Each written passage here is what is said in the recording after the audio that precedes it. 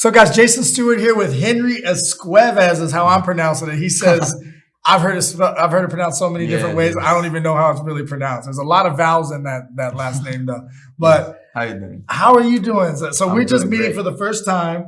You look young. How old are you? I just turned 18 years old last August. You just turned 18 years old. So you're going to be one of the younger fighters. Actually, our youngest fight ever was two 18-year-olds that fought each other. And one of them fought the day after he turned 18, I believe, which was crazy. Yeah. Which was almost you on the last fight, but you were like a day late. One day.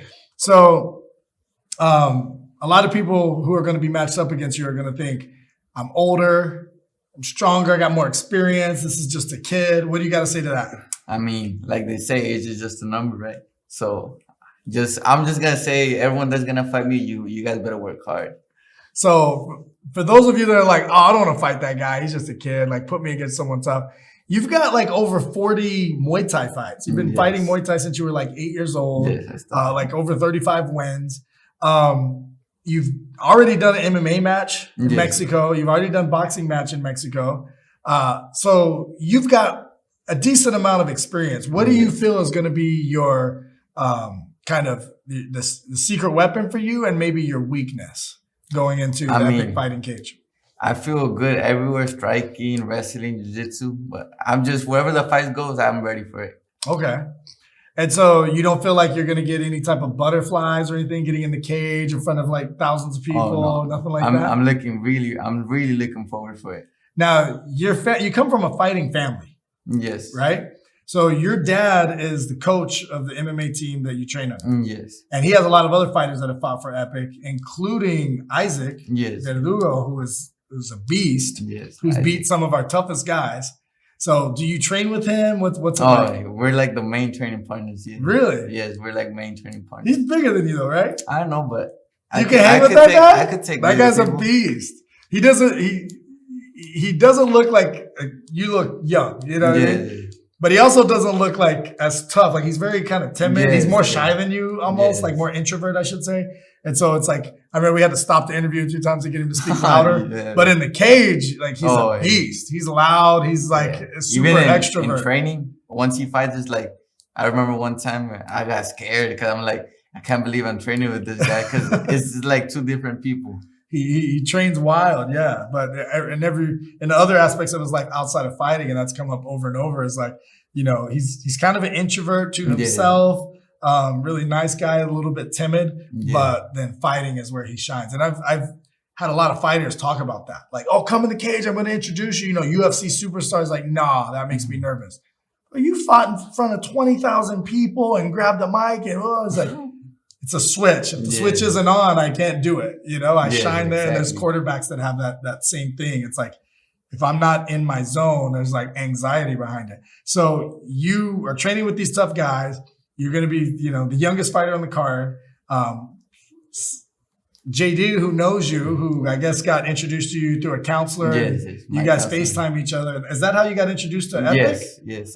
No. Before I've been coming to Epic events since probably 2017. Oh, really? I don't know if you remember. That's a long time for you. You were like a kid. Yes, I was a kid, yeah. So you were like a kid. You were coming to Epic Fighting events, checking it out. You get connected to JD, who works with us, through your counselor. Props to her. Yes. And then at what point did you know you wanted to do MMA? I mean, ever since I started, like I tell people this, I have my respect for Muay Thai, but I never enjoyed doing it. It was the closest thing to MMA though. Since everyone was like all bigger than me, they didn't want me to get hurt. Right. But I started doing MMA when I was like 13. From then on, I started going like all MMA. In MMA. Any crazy injuries you've had so far? Not really, No? Just a couple of like fractured fingers, but I fixed those myself though. So. Really? Yes. I don't like going to a doctor. Me neither.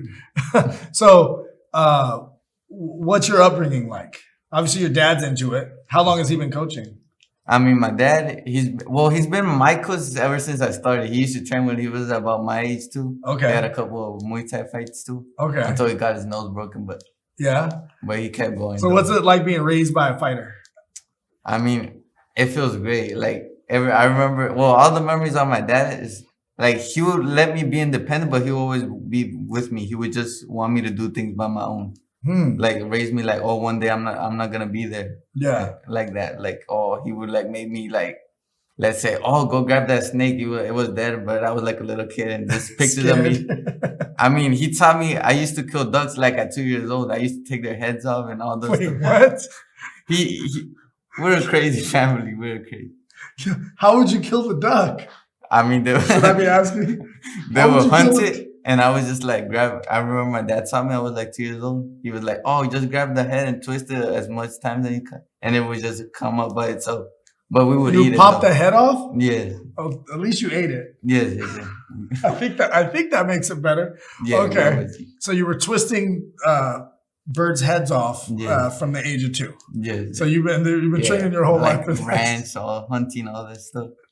It's funny because so many people have come here and they're like into physics, dog training, they're like dancers. And so it's like, yeah, the stereotypical image you have a fighter, it's not usually that. With you, it might be that. Like, yeah, I was ripping birds' heads off since I was a kid. Like, okay, yeah. There's pictures of me with like snakes, they're still moving. And I'm just like, oh.